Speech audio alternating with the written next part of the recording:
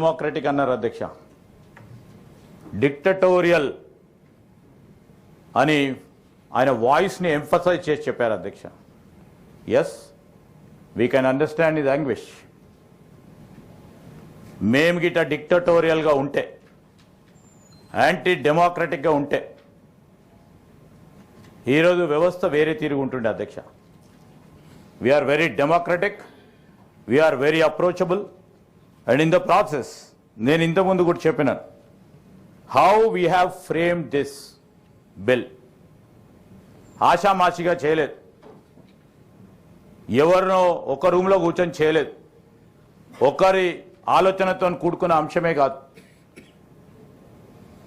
ఈరోజు రాజకీయంగా నిర్ణయం తీసుకున్నప్పుడు దాంట్లో మరి ఇంతపూర్వకం పెద్దలు చెప్పినట్టు వెంకటరామరెడ్డి గారు ఆలోచనతో చాలా సందర్భాల్లో కొన్ని విషయాల వరకు అక్కడ పైన కింద తప్ప మధ్యలో ఆయన అనుభవం చెప్పారు సార్, మీరు గౌరవిస్తాం. కొద్దిగా రాజకీయ పరంగా వారి ప్రసంగం లాస్ట్గా పోయినప్పటికీ కొన్ని అంశాలు డెఫినెట్లీ ఆయనకున్న అనుభవాన్ని కూడా మేము రంజింపజేసే కార్యక్రమం చేస్తాం. ఇంకా మాకు బేసిజాలు లేవు.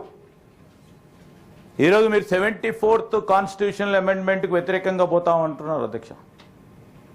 ఈరోజు మీరు 74th కాన్స్టిట్యూషనల్ అమెండ్మెంట్కి వ్యతిరేకంగా పోతామంటున్నారు అధ్యక్ష.